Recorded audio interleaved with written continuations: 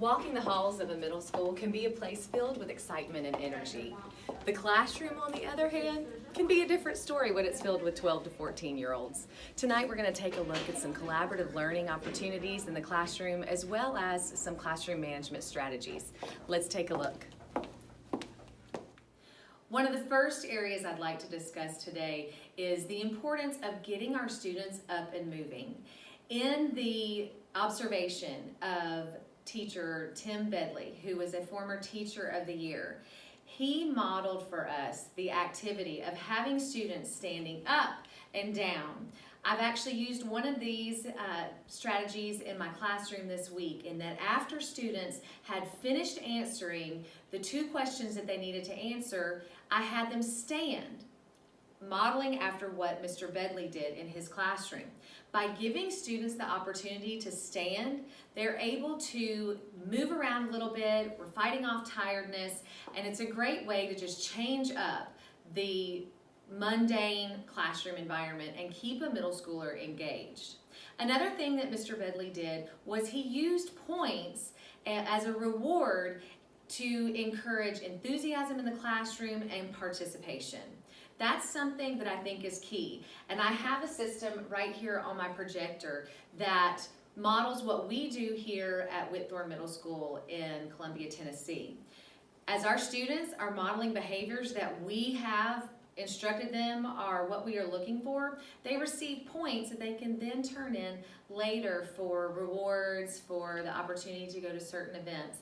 So we're already implementing that in the classroom, and it definitely makes a difference. One of the things that Mr. Bedley did as well that I think was a very strong asset to the classroom is actually encouraging enthusiasm.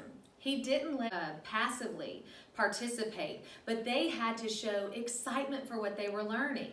Initially, they were doing it for the points, but by the end of the class, you saw more motivation rise up within the students, and they were actually enjoying the learning process. Again, in a middle school classroom, this is a key component to success. One of the other key components to successful collaborative work is setting a timer. This was observed in the Tim Bedley video as well as the pre-algebra class video featuring teacher Miss America, and then finally kind of a way to avoid some classroom disruption, as we saw in the Miss Chomposi classroom, is to make sure that you have that timer set so that activities don't end up lagging behind and you, the teacher, are setting the tempo for the class. I have a timer set right behind me to kind of exemplify that. When we're partnering with our students and we're having them work in groups, we want to set a timer so that we keep the conversation, we keep the class moving forward, and they will stay on task more. Mr. Bedley modeled as well in that rewarding students for staying on topic and ensuring that they were focused on the task at hand. We also want to be interdisciplinary. Anytime we can relate our subject matter to a real-world issue or to another course's issue, we're going to have success. One of the other aspects that I really liked from the video with Miss Chomposi Miss Prickett, is the teacher actively moving through the classroom and sitting down with her students. She wasn't just in that leader role, but she really immersed herself to encourage productive conversation and, again, that on-task behavior. When we're trying to move our students to success, it was modeled in one of the videos, the use of When we're trying to move our students to success, it was modeled in one of the videos, the use of academic verbs like you see above my board. We want to make sure that students understand what the question is saying so that they can continue to grow in their ability to think critically and to answer questions effectively.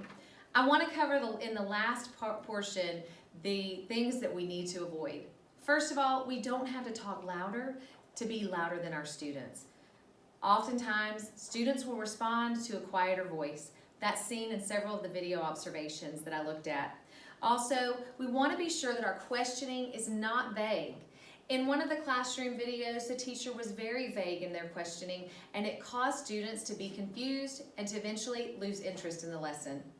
Finally, we have to make sure that we have all of our expectations clearly defined. Mr. Bedley did an amazing job at clearly defining what he wanted students to do, and they produced every time. Students don't enter the classroom wanting to fail, but we've got to be responsible teachers and make sure that we're giving them our invisible expectations so that they can reach success.